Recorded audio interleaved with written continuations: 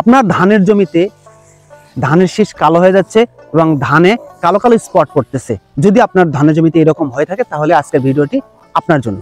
প্রিয় কৃষক ভাই, চলুন দেরি না করে আজকের ভিডিও শুরু করা যাক। প্রিয় কৃষক ভাই, পুরো ভিডিও জুড়ে আমি রয়েছি মোহাম্মদ সোহেল রানা এবং আমাদের সাথে রয়েছেন মোহাম্মদ হাসান আলী ভাই।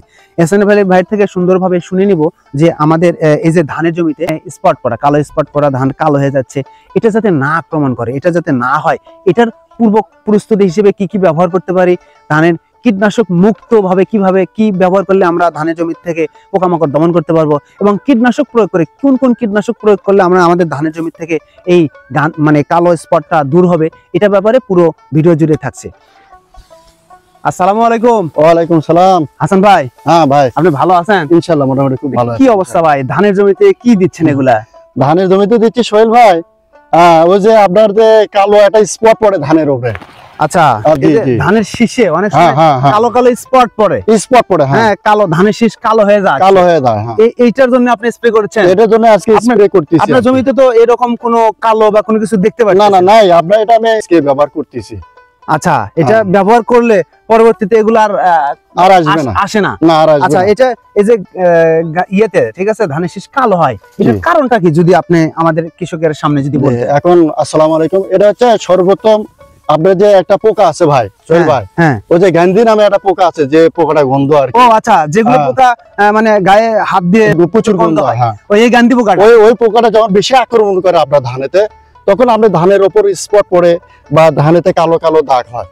আচ্ছা, ধানের শীষ অনেক সময় পুরোটাই কালো হয়ে যায় এবং ধান এক একটা ধানের গায়ে কালো কালো স্পট পড়ে, কালো কালো দাগ হয়। আচ্ছা, এটা যে বলে যে এক কথা আমরা যে মাছতে ধরে ধান বলে, যে গ্রাম অঞ্চলে বলে না, মাছতে ধরে ধান বাড়ে, এই ধান বাজারে কম দামে বিক্রি। আচ্ছা আচ্ছা, আমরা যেটা বলি যে ধানের শীষ কালো হয়ে যাচ্ছে, ধান কালো হয়ে যাচ্ছে, এটা ধান যদি কালো হয় তাহলে সমস্যাটা কি হয়? সমস্যা এটা হচ্ছে আমরা বাজারে বিক্রি করতে কম টাকায় বিক্রি করা লাগে। আর যদি আমার ধানটা নিজে চকচকা থাকে, যেমন ধরেন সোহেল ভাই, এই যে ধানটা দেখেন কি সুন্দর ঝকঝকা বার আছে, কোনো স্পট নাই, কোনো কিছু নাই। দেখতে আপনার ধানের জমিটা অনেক সুন্দর, অনেক সুন্দর, মানে কোনো ধানে কালো স্পট নাই, জি। তাহলে যে আমাদের ধানের শীষ কালো হয়ে যাচ্ছে, ধানের শীষ কালো হয়ে যাচ্ছে এবং ধানগুলো স্পট কালো স্পট পরে ধানগুলো নষ্ট হয়ে যাচ্ছে, ভাই যেটা গ্রাম ভাষায় বলা হয় যে মাছতে পড়া, ধান যদি আপনাদের মাছতে পড়ে যায়, এই ধানটা কালো হয়ে যায়, তাহলে এর করণীয়টা কি? আপনারা এটা কি কি ভাবে পদক্ষেপ করলে এই ধানে আর কালো আসবে না, ধানের কালো স্পট পড়বে না, ধান কালো হয়ে যাবে না,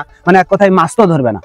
এ ব্যাপারে প্রিয় দর্শক, আমার চ্যানেলে যদি আপনি সাবস্ক্রাইব এখনো না করে থাকেন, অবশ্যই সাবস্ক্রাইব করবেন এবং বেল আইকনে ক্লিক করে রাখবেন। যদি আপনার মনে যে কোনো প্রশ্ন থেকে থাকে এই কমেন্ট বক্সে অবশ্যই জানিয়ে দিবেন এবং ভিডিওটি বেশি বেশি করে শেয়ার করার চেষ্টা করবেন। প্রথম যখন ধানের শীষ বের হয়, বের হওয়ার পরে যে ফ্লাওয়ারিং অবস্থায়, ফুল অবস্থায় থাকে, এই ফুল অবস্থায় কিন্তু এই ধানের গান্ধী পোকা আক্রমণ করে না, ধানটা কালো হয় না। কখন কালো হয়ে আসে? ধান কালো হওয়ার দিক হলো যে ধান যখন এই যে ফুলে বের হয়ে যখন পরাগায়ন কমপ্লিট হয়ে যায়, কমপ্লিট হওয়ার পরে সর্বপ্রথম কি হয়? দুধ, ধানে কি হয়? দুধ ভাব থাকে। এই ধানে যখন দুধ অবস্থায় থাকবে, এই সময় আমাদের কি হয়? ধানের জমিতে গান্ধী পোকা, প্রচুর পরিমাণে গান্ধী পোকা আক্রমণ করা দেখা যায়। এই গান্ধী পোকা যাতে ধানের জমিতে আক্রমণ না করে, এ ব্যাপারে সুন্দরভাবে আমাদের হাসান ভাই সলিউশন দিয়ে দিবে। আরেকটা কথা হলো যে আমাদের ধানের জমিতে যদি গান্ধী পোকা আক্রমণ করেই যায়, তাহলে কি হবে? আমাদের ধানে আক্রমণ করে যায়, সেক্ষেত্রে কিন্তু ধানগুলো নষ্ট হয়ে যাবে, ধানগুলো কালো হবে, স্পট পড়বে, সেক্ষেত্রে বাজারে কিন্তু কি হবে? ধানের দাম কমে আসবে। তাহলে কি করতে হবে? আমাদের পূর্ব প্রস্তুতি গ্রহণ করতে হবে। কখন পূর্ব প্রস্তুতি আমরা গ্রহণ করব? যে ধান যখন ফ্লাওয়ারিং অবস্থায় হয়ে যখন ফুল পরাগায়ন কমপ্লিট হয়ে যাবে, ঝরে যে এই যে ধান দেখতেছেন, এই যে শীষটা কি একটু হাল ধরছে, কাচির মতো হয়ে আসছে, যখন আপনারা মাথায় রাখবেন, যখন শীষটা একদম সোজা ততটা খাড়া থাকে, তখন কিন্তু আপনার ধানের জমিতে কোনো কিছু স্প্রে করা যাবে না এক্ষেত্রে, এবং ধানের জমিতে কোনো সময় প্রবেশ করা উচিত নয়। কারণ এই সময় যদি আপনার ধানের জমিতে প্রবেশ করেন অথবা কোনো কিছু স্প্রে করেন, তাহলে আপনার ধান কালো মানে রক্ষার থেকে কি হবে? পুরোপুরি কালো হয়ে যাবে। কিভাবে? পরাগায়ন যদি না হয় আপনার ধানের দানা আসবে না, এটা কিন্তু বাস্তব। পরাগায়ন কি জন্য হলো না? যখন আপনার ফুল ফ্লাওয়ারিং অবস্থায় ফুলই ফাটে নাই, ফুল না ফাটা অবস্থায় কি করছে? ফুল ফাটে গেছে, ফুল ফাটে ফুলগুলো আপনার গায়ে স্পর্শ করলে পড়ে গেল, অথবা স্প্রে করলেন, পরাগায়নের ব্যাঘাত ঘটবে। এই পরাগায়নের যদি ব্যাঘাত ঘটে, তাহলে কি হবে? ধানটা অবশ্যই কালো হয়ে যাবে, চিটা হয়ে যাবে।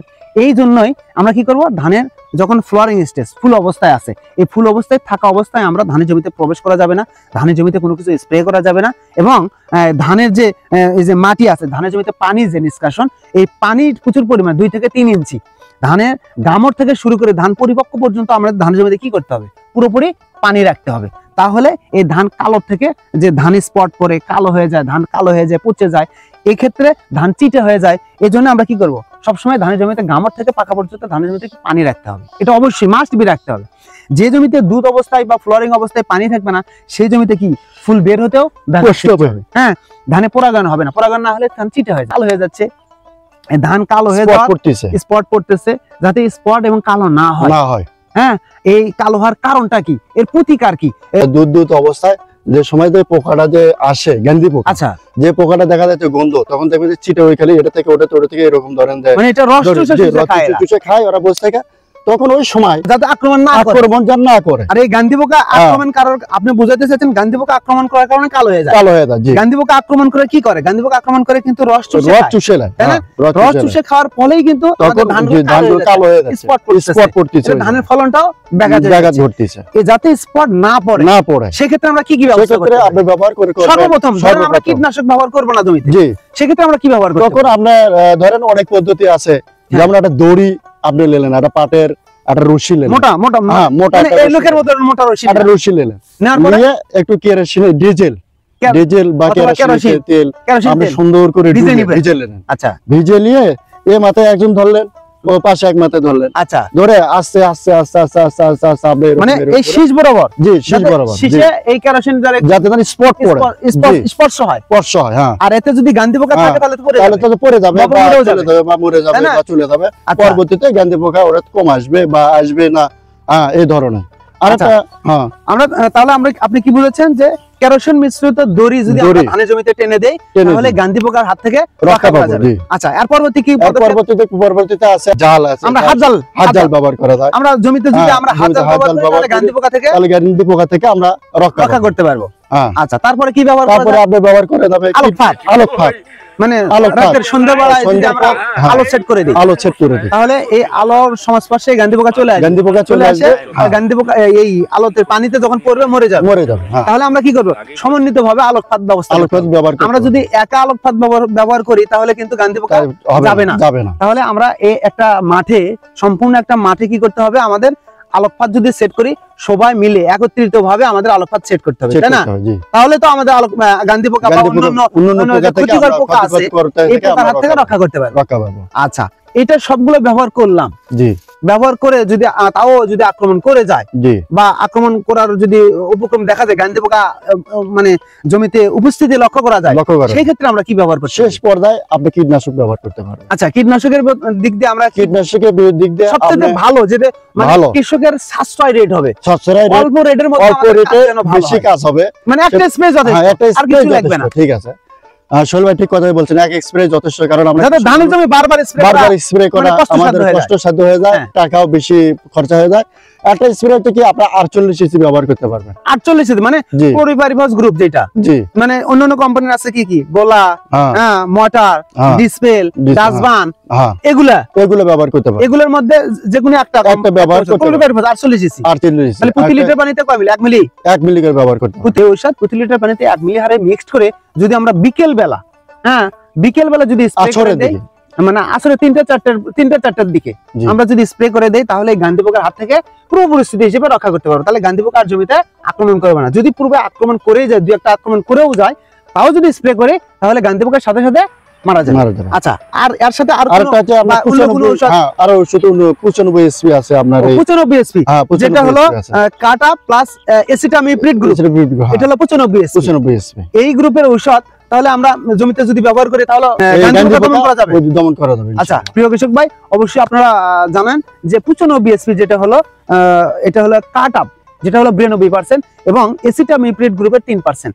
এই দুইটার সমন্বয়ে যেটা কম্বাইন্ড যে ঔষধ আছে, এটা হলো অনেক কোম্পানি কিনতে পারে, বাতির আছে, এসিপ্রিড প্লাস আছে, কম্বাইন্ড ঔষধ কাট আপ প্লাস হলো এসিটামিপ্রিড।